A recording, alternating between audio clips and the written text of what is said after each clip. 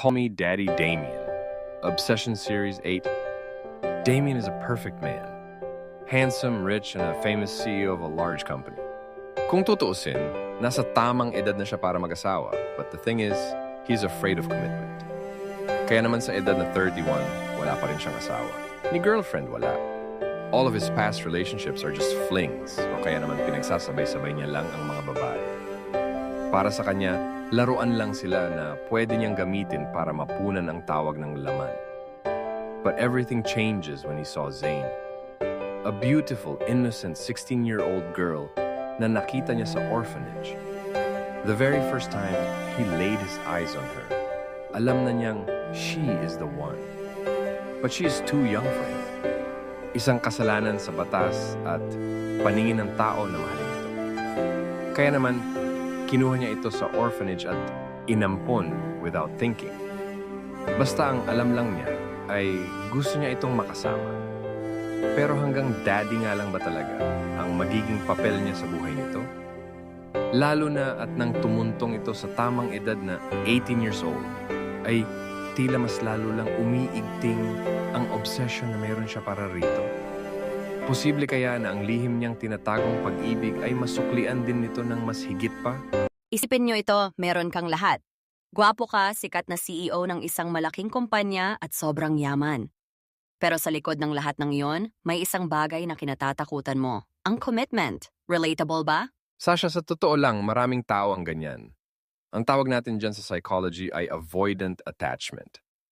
Si Damien, sa edad na 31, ay isang classic example nito. Ginamit niya ang yaman at itsura niya para takpan ang takot niyang masaktan.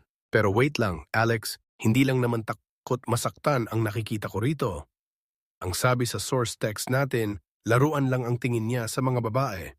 Honestly, sounds a bit toxic, don't you think? Eksakto, Dan. Yan ang simula ng kwento natin. Si Damien ay nabubuhay sa mundong puro flings lang at pinagsasabay-sabay ang mga babae. Para sa kanya, physical gratification lang ang mahalaga.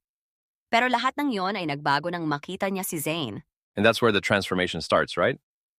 Nakita niya si Zane sa isang orphanage, isang 16-year-old girl na inilarawan bilang beautiful and innocent. Doon niya naramdaman na she is the one. Hold on, Sasha. Alex, 16 years old, at siya ay 31? I mean, let's call a spade a spade. Medyo questionable ang optics nito, lalo na't kinuha niya ang bata mula sa orphanage at inampon without thinking. Is that love or just another form of control? Iyan ang malaking tanong, Dan, at iyan ang dahilan kung bakit tinawag itong Obsession Series.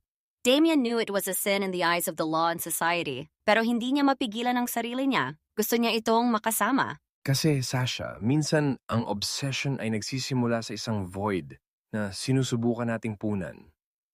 Para kay Damien, baka si Zane ang simbolo ng purity na matagal na niyang nawala sa sarili niya dahil sa lifestyle niya bilang Playboy CEO. Sure, Alex, pero ang bigat ng role na daddy, inampun niya si Zane. So, for 2 years, ang role niya ay protector at provider.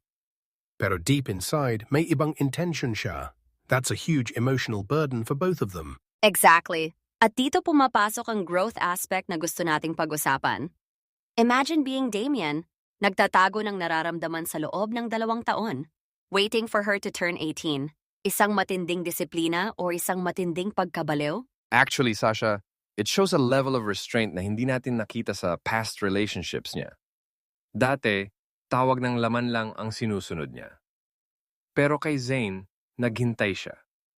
Kahit na umiigting ang obsession niya, pinili niyang maging daddy muna. Pero Alex, let's be real. Nung tumuntong si Zane ng 18, lalong lumakas ang obsession niya. Hindi ba nakakatakot iyon para kay Zane? Isang araw, ang daddy mo ay may lihim palang pagtingin sa iyo na higit pa sa pagiging magulang. Ito ang try this moment natin para sa mga listeners. Kung nararamdaman nyo na nagiging obsessed kayo sa isang tao o bagay, tanungin ang sarili, ito ba ay dahil gusto ko silang protektahan or dahil gusto ko silang ariin? Magandang point yan, Sasha. Sa kaso ni Damien, kailangan niyang i-navigate ang transition mula sa pagiging guardian tungo sa pagiging lover. It's a very thin line. And it requires a lot of emotional maturity na wala siya dati. Pero paano naman si Zane? She's innocent. She's young. Paano kung ang nararamdaman niya lang ay utang na loob? That's the danger of this dynamic. Dan, I think we should emphasize na ang growth ay dapat mutual. Kaya nga tinatanong sa kwento, Dan, kung posible bang masuklian ang pag-ibig ni Damien? Ang growth dito ay hindi lang para kay Damien kundi para rin sa relasyon nila. Kailangan nilang harapin ang katotohanan. Let's look at the context of Damien's life. He has everything, right? Pero he was empty. Ang obsession niya kay Zayn ang nagbigay sa kanya ng purpose, although in a very unconventional and controversial way. Wait, Alex, purpose o distraction lang? Minsan kasi, ginagawa nating obsession ang isang tao para hindi natin harapin ang sarili nating mga issues. Damien was afraid of commitment, remember? That's why this is so interesting.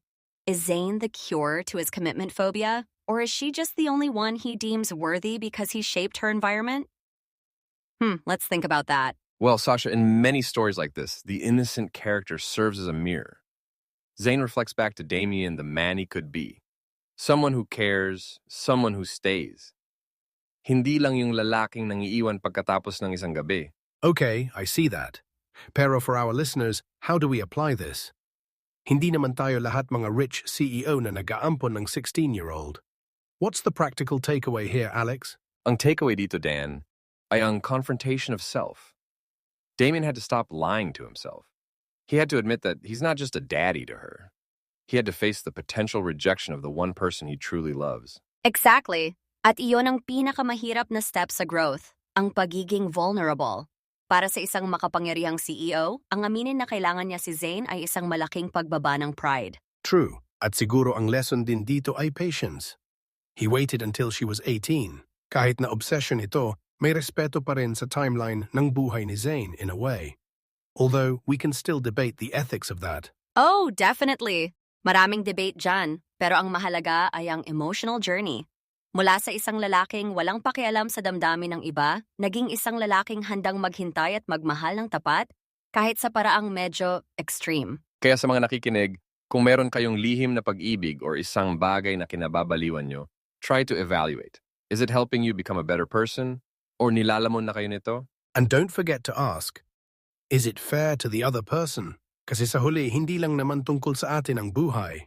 It's about how we affect others. Right, Sasha? Tama ka dyan, Dan. Ang kwento ni Damien at Zayn ay isang paalala na ang pag-ibig ay komplikado. Minsan nagsisimula ito sa maling paraan o maling panahon, pero ang mahalaga ay kung paano tayo magbabago dahil dito. Actually, Sasha, ang ganda nung sinabi mo. Damien's obsession pushed him to change his entire lifestyle. Wala na siyang ibang babae. Si Zayn na lang. That's a huge shift from being a player. Pero Alex, let's not romanticize obsession too much. It can be dangerous. It can be suffocating. Ang kailangan ni Damien ay matutunan kung paano magmahal nang hindi sinasakal ang kalayaan ni Zayn. I agree. So here's a challenge for today. Isipin ang isang relasyon o goal na obsessed kayo. Ngayon, subukang bigyan ito ng space. See if it still holds the same value when you're not controlling every aspect of it. That's a great exercise, Sasha. Space allows for genuine growth. Kung si Damien ay kayang maghintay ng 2 taon, kaya nyo ring magbigay ng kaunting oras at espasyo para sa sarili nyo at sa mga mahal nyo sa buhay. At sa huli, ang tanong ay, posible kaya na ang lihim niyang tinatagong pag-ibig ay masuklian? Ang sagot ay depende sa kung paano niya ito ipapakita, bilang isang obsesyon o bilang isang tunay na pagmamahal. Wow, ang dami nating nakuha sa kwento ni Damien. From a cold CEO to a man struggling with deep emotions. Tunay ngang ang growth ay hindi linear at madalas ito ay magulo. Salamat, Sasha. Ang mahalaga ay huwag tayong matakot na harapin ang mga darker sides ng ating nararamdaman. Basta't handa tayong magbago para sa ikabubuti natin at ng iba. Salamat din. It's always good to look at these stories with a critical but empathetic eye. Hanggang sa muli, mga ka-growth. Maraming salamat, Alex at Dan. At sa inyong lahat na nakikinig, tandaan, ang bawat araw ay pagkakataon para maging mas mabuting bersyon ng sarili mo. Subukan mong magmahal ng tapat ngayon. Take that first step. See you in the next episode. Wait, Sasha, bago tayo magtapos, isang huling hirit lang. Para sa mga listeners na naramdaman na sila si Damien, don't be afraid to seek help to understand your patterns. Ang pag-unawa sa sarili ang unang susi sa tunay na kalayaan. Exactly. At para sa mga naramdaman na sila si Zane, remember that your voice and your choice matter. Huwag magpatangay sa utang na loob lang. Love should be a choice, not a debt. Powerful words. Thank you guys. Honestly, this was such a deep dive. To our listeners, keep growing, keep loving, and keep being real. Bye for now. Bye, everyone. Stay inspired. Paalam, take care of your hearts. And that's a wrap for today's session of Growth Talks. See you soon. Actually, Sasha, wait. I just remembered something. About the title, Call Me Daddy Damien. It's so provocative, but it really highlights the tension between the role he played and the role he wanted to play. That's true, Alex. It's about identity. Who are we to the people we love? And are we brave enough to change that identity when the time is right? Exactly. Kaya listeners, don't be afraid to redefine yourselves. Growth is all about evolving. Okay, now we're really going. Bye. Bye. Bye.